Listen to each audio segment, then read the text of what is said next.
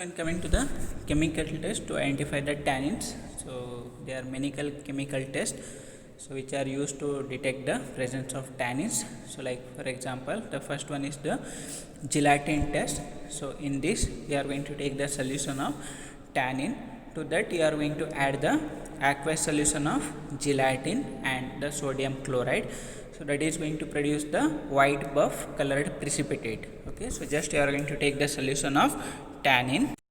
Okay, so to that you are going to add the gelatin and the sodium chloride aqueous solution, so means which are dissolved in water, so that is going to produce the white buff colored precipitate. So as the tannins, so they are having property to precipitate the gelatin and the alkaloid, so that is going to precipitate the gelatin and it is going to produce the white buff colored precipitate. So when coming to the second test, that is the Goldbeater skin test. So when coming to the Goldbeater skin, so that is the membrane of the intestine of an ox. So, okay, so which is cut in the square form and it is dried, that is known as the Goldbeater skin. Okay, so here you are going to take the small piece of the Goldbeater skin, that is the membrane, so which is prepared from the intestine of an ox, which you are going to soak in 20% hydrochloric acid solution. Okay, so then you are going to wash it with distilled water, then again you are going to place in the solution of tannin for 5 minutes. After that you are going to remove the skin and you are going to wash it water, then you are going to keep that skin in the ferrous sulfate solution, so that is going to produce the brown or black color of that skin, and that is due to the presence of tannin. So this is known as Goldbeater skin test, and depending upon this you are going to classify the tannins into two types, that is the true tannins, so which is going to answer the Goldbeater skin test, so like the condensed and the hydrolyzable tannins, and the false tannins which is not going to answer the Goldbeater skin test, that is the pseudo tannin. So next test is the phenazone test. Okay, so in this you are going to take the aqueous extract of the drug or the tannin. To that you are going to add sodium acid phosphate, you are going to heat it, you are going to cool, and again you are going to filter. To that solution you are going to add the solution of phenazone, and again so it is going to produce a bulky white color precipitate. Okay, so just to the aqueous that is the extract of tannin, you are going to add the sodium acid phosphate, you are going to heat it and you are going to cool it. Okay, after that you are going to filter. To that you are going to add the solution of phenazone, that is going to produce the bulky colored precipitate. So next test is the matchstick test or the catechin test. Okay, so like the drugs like the pale catechol or the black catechol, they contains the catechin, so that is going to answer this matchstick test or the catechin test. So in this test you are going to take the matchstick, that matchstick you are going to dip in the solution of the tannin or the plant extract, then you are going to remove it out, you are going to dry in air or near the burner, and you are going to moisten it with the concentrated hydrochloric acid. Okay, so then you are going to keep in flame or you are going to fire it, so that is going to produce the pink or red colored fire, that is due to the formation of fluoroglucinol. Okay, so the matchstick that contains the lignin that is in presence of HCl, that is going to react with the that is the tannin, and it is going to produce the compound that is known as the fluoroglucinol. So that is going to burn as red or pink color flame, that is due to the presence of catechin. So this tannin that contain catechin, that catechin it is going to react with the lignin that is present in the matchstick in presence of HCl, that is going to generate the fluoroglucinol. That fluoroglucinol in fire, it is going to produce the red or pink colored fire. So next is the chlorogenic acid test. Okay, so you are going to take the extract of chlorogenic acid.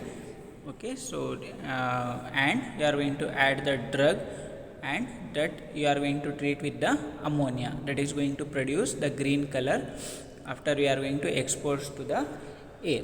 Okay, so just simple. So you are going to take the extract of the drug, you are going to add the chlorogenic acid, then you are going to add the ammonia. After exposing to the air, that is going to produce the green color. So that is due to the presence of chlorogenic acid. The drugs which contains the chlorogenic acid, that is going to answer this test. So next is the vanillin HCl test. So this is also the general test for the tannins. So you are going to take the sample, to that you are going to add the vanillin HCl, that is reagent. So it is going to produce the pink or red color, that is due to the formation of fluoroglucinol. Okay, so next is the extraction. Okay, so in coming to the extraction, so these tannins, so they are extracted from the fresh or the frozen or the dried plant part. Okay, so in that the first method is the lyophilizing tissue. So in this you are going to lyophilize, or you are going to use the freeze drying technique. So freeze drying means you are going to dry, or you are going to remove the moisture by using freezing technique. Just you are going to means or below that is the temperature, you are going to use very low temperature for the freeze drying. So in this you are going to take out the drug which containing tannins. So you are going to place in the lyophilizer, or you are going to place in the freeze dryer. You are going to cut that into small pieces, and in the place of in mortar, and by using the liquid nitrogen, so you are going to grind it in mortar and a pestle, that is going to yield fine powder.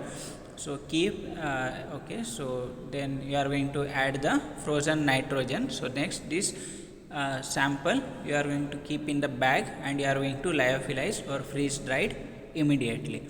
Okay, simple. So just you are going to take the material which you want to extract the tannins, that you are going to keep in mortar, and here you are going to use the liquid nitrogen as a solvent, so which is having very low that is the melting point or boiling point. Okay, which is having like minus 4 degrees Celsius and all.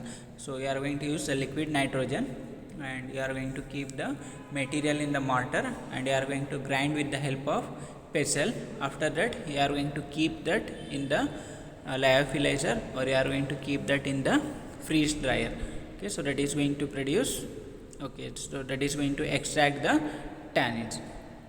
Okay, so next method is the extraction with the sonicator, or extraction with the homogenizer. So here you can see this is the probe sonicator. Okay, so just it is fitted with the motor which contains the fan and the wings, so that you are going to insert, and that is going to rotate at very high speed, and that is going to generate the stirring or the mixing of the material. Okay, so like which is going to use high energy sound waves to force the solvent to penetrate the unwettable material. Okay, so like you are going to add the plant material, and so then you are going to add the liquid nitrogen. Okay, so like the same way you are going to grind it with the liquid nitrogen in the mortar and the pestle. To that you are going to use the 20, that is the 70% acetone, and you are going to sonicate for 30 minutes at that is the 4 degree Celsius. Okay, so here you are going to use the acetone, so which is having high penetration power and which is having low boiling point also. So you are going to keep the material, and you are going to add acetone as a solvent, then you are going to sonicate for that is the 30-minute time at 4 degree that is the Celsius. So just it is going to rotate, and with the help of this rotation the solvent is going to penetrate into the drug, and the active constituents, that is the tannins, are being released, and that you are going to filter or you are going to separate the mixture by using the centrifuge. Then you are going to remove the supernatant, and you are going to collect the tannins. So next is the drugs which containing tannins. Okay, so in your syllabus, so they mentioned only 3 drugs, that is the black catechu, pale catechu, and the petrocarpus. So first, that is the black catechu, it is also known as the cachu. Okay, so in coming to the biological source of black catechu, so it consists of the dried aqueous extract of the heartwood of Acacia catechu. Okay, so it consists of dried aqueous extract of the heartwood of Acacia catechu, so which belong to the family leguminosae. So when coming to the chemical constituents, so mainly it contains the tannins, that is the catechin, epicatechin, catechinic acid, quercetin and the camphorol. That it contains the catechin, epicatechin, catechoic acid, quercetin and the camphorol. So when coming to the uses, so it is having astringent properties, so means it is going to cause precipitation of the protein. So hence it is used in the treatment of diarrhea, minor hemorrhages, mouth ulcers, dysentery. Okay, so it is also used in mouthwash and it is also used to regulate the high blood pressure. So it is used in the pan, so which is consumed by the many of the people. Okay, so it is used by the older ladies, so in chewing of the pan. Apart from that, it is used in the tanning of leather in the tanning industry, that is going to impart the blue or brown color to the cloths and all. Okay, so so it is used in the tanning industry. Apart from that, it is used in the dyeing industry, so it is used to dye the cloths, which is going to impart the brown or black color to the cloths. So next is the pale catechu. This is also known as kattha. So in coming to the biological source, so it consists of the extract of the leaves and the shoots of Uncaria gambar, so belong to the family Rubiaceae. So it consists of the extract of the leaves and the shoots of Uncaria gambar, so belong to the family Rubiaceae. So when coming to the active constituents, so mainly it contains the tannins, that is the catechin. Apart from that, it contains the chlorophyll. Apart from that, it contains the gambar fluorescein. Apart from that, epicatechin, catechoic acid and the quercetin. Okay, so the mainly the active constituent, it contains the tannins, that is the catechin, chlorophyll, gambar fluorescein, epicatechin, catechoic acid and the quercetin. So when coming to the black catechu, so this chlorophyll and the gambar fluorescein is absent, so hence the black catechu is going to show the or negative result for the gambar fluorescein and the chlorophyll test, while the pale catechu is going to show the positive result for the gambar fluorescein and the chlorophyll test. Okay, so when coming to the uses, same as that of the black catechu, so it is also used as astringent. Apart from that, in diarrhea, in hemorrhages, in dysentery, in mouthwashes and in high blood pressure. Next is the Petrocarpus. Okay, so when coming to the biological source, so it consists of the dried juice obtained by making the vertical incisions.